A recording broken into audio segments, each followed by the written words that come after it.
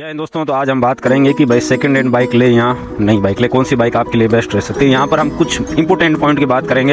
यदि इन पॉइंट को आप ध्यान में रखकर बाइक लेंगे तो आपका काफ़ी सारा पैसा बच सकता है, टाइम बच सकता है। देखिए यहाँ पर मैं मेरा एक छोटा सा अनुभव सुनाऊंगा। तो इससे पहले मैंने एक सेकंड हैंड बाइक लिया था केवल 20,000 रुपये का, और उस बाइक की कंडीशन ऐसी थी कि वो बिल्कुल नए जैसी थी। आप देखते हैं ना OLX पर कुछ बाइक ऐसी हैं जो जैसे किसी का नया बाइक लिया, उसका बाहर जॉब लग गया और वो बाइक चली नहीं है। तो ऐसी वाली बाइक जो है ना, पुरानी कागजों में होती है लेकिन रियल में वो पुरानी होती नहीं है। ठीक है, बिल्कुल एकदम नया जैसा आपको परफॉर्मेंस निकाल के देगी। तो उस बाइक को लेने के बाद हमने करीब 40 से 50,000 किलोमीटर चलाया। उसके बाद उसका जो हमने मेजर सर्विस कराया, जैसे उसका इंजन का काम इत्यादि। ठीक है, तो हमें एक कम प्राइस में अच्छा वाला बाइक मिल गया। ठीक है, दूसरा, और जब मैं इस बाइक को लिया तो ये मैंने नया लिया, तो ये नया बाइक जैसे मेरे को 75,000 का पड़ा।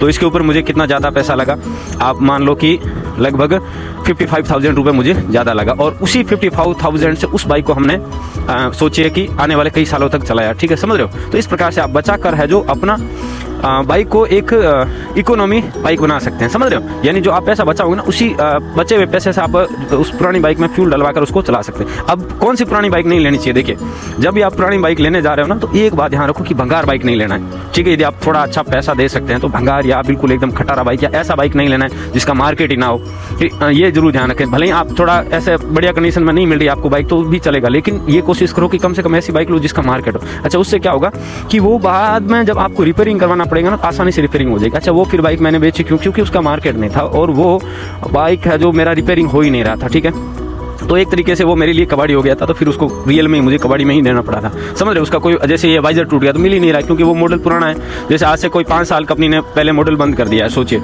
जैसे हम एक बात करते हैं होंडा की ड्रीम युगा की। ठीक है, या हालांकि कम सीसी की बाइक हो सकता है उसके पार्ट्स मिल जाएं आपको, लेकिन बहुत कम संभावना है, समझ रहे हो। तो ऐसे बहुत से नई नई बाइकें आती, जैसे महिंद्रा की कुछ बाइकें आई थी, वो फिर बंद हो गया पूरा, कंपनी ने उसको पूरा बंद कर दिया। तो यदि ऐसा कोई आप सेकंड हैंड बाइक लेंगे तो वो आपके गले में आ जाएगी, क्योंकि उसके पार्ट्स नहीं मिल रहे, मैकेनिक नहीं मिल रहे हैं, तो फिर आप उसको कहाँ लेके जाओगे। तो यहाँ पर आपको फर्स्ट ध्यान रखना है कि ऐसा मॉडल लो जो कम से कम मार्केट में पॉपुलर हो। कैसे पता लगेगा, आपके एरिया में पता लग जाएगा कि आसपास के अधिकतर लोग कौन सा जो ब्रांड का कौन सा मॉडल यूज़ करें। जैसे मेरे एरिया में बात करूँ तो स्प्लेंडर, और यहाँ पर बजाज प्लेटिना हो गया, TVS रेडर हो गया, या TVS का स्पोर्ट जो बाइक आता है, स्पोर्ट्स बाइक आता है।